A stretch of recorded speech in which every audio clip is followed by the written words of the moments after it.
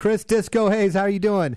How are you guys? Doing great. By the way, you missed the introduction. I had an introduction set up for you. I had the song "You Make Me Feel Like Dancing," the old disco song, ready for you. Nice.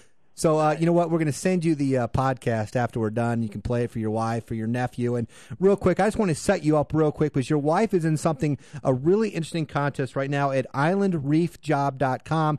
Your wife is trying to become it's the greatest job in the world. Tell me a little bit about the inspiration that is your wife and what her name is and what they need to do when they go to this website. You know, it's so funny. When I left the house I don't have any reception at my house. When I left the house to make the call, my wife said, "You better give me a shout-out." And it didn't take too long.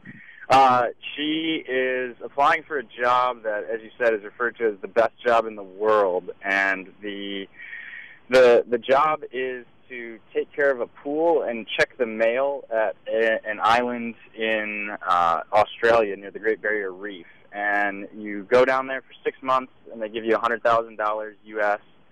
And basically, it's just a marketing ploy to try to get this one island's name out there and boost tourism in Queensland. So I think they've had 45,000 people apply, and pretty soon here they're going to name the short list of 50 potential people. So we've got our fingers crossed that she's going to make the big cut. You know, it's interesting, though, with that huge big league contract you got signed by the Royals, you blow your nose with $100,000, don't you? Something like that. It's funny, when they signed me, I was playing independent ball, and I guess the ruling is that the team has to buy out your independent contract, and they had to pay $1,000 to buy out my contract, and they didn't know it, and they almost rescinded my offer to sign when they found out that they had to buy out my $100,000 or my $1,000 contract. So, no, I actually haven't seen a paycheck with a comma in it yet, but I'm hoping it comes soon. Chris Hayes is an interesting story. He's a graduate of Northwestern University. He had an engineering degree there. And honestly, I'm not just saying this. Chris and I got to know each other when I was in Surprise the last week and a half. I'd heard so much about you, and I can say that everything they say about you is absolutely true. You're one of the most pleasant guys I've ever met, not just on the baseball field, off the baseball field as well. Just a super, super nice guy. One thing that happened when I was there, Chris, is you're going to throw to Vance Wilson, who's been in the big league. He played in the big leagues for 8 years. He is here on a minor league deal trying to make the Double-A team, and you go up and you're like, "Hey, I'm Chris," and he's like, "I'm Vance," and all of a sudden you start throwing submarine style to him, and the first thing out of his mouth is, I'm not going to repeat it, was, "Oh, snap," and he had no idea who you were. It was one of the funniest things I say. Do you remember this at all?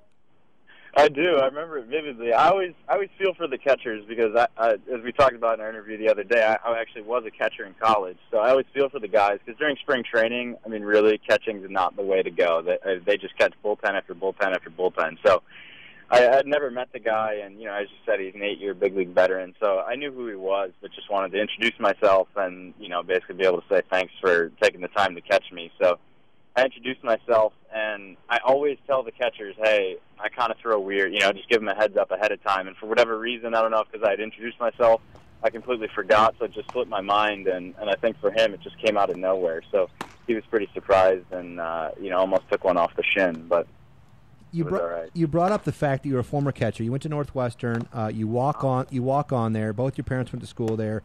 You had played, shortstop and catcher your first 3 years. You really never even saw the field. What happens going into your senior year that makes you become the type of player that you became at Northwestern?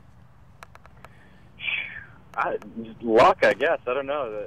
Getting an opportunity. I mean, we needed a closer, and we didn't really have anybody to fill that role. And I was just like I was kind of sick of charting pitches for 3 years and trying to steal other teams' signs and not really getting to play a whole lot.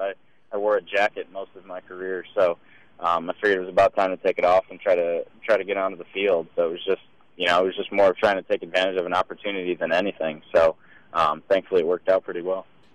I'm also joined, Chris, today by Craig Brown, who is a author of a book that's coming out here pretty soon, and he has a website called RoyalsAuthority.com. So he's going to jump into this interview and ask you a few questions as well, all right? All right, sounds good. Hey, Chris, thanks for hanging out with us tonight. From Northwestern, you went and you played in Columbia, not Columbia, Missouri, like what a lot of people might think around here, but Columbia, the country in South America. Yeah. That has to be a culture shock to jump from Chicago to Columbia. Oh, absolutely, and thanks for the question, Craig. It's nice to meet you.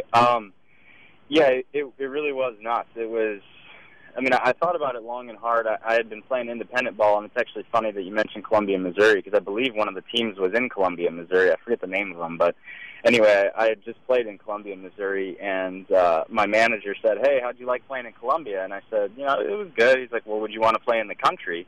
And I kind of thought about it in my head, and it was like, that's like the drug country, right? And funny story, but that night we got on the bus and we had a long road trip, and I don't know if my manager planned it this way or not, but he threw in the movie Blow, which I don't know if you guys have seen or if any of your fans have seen.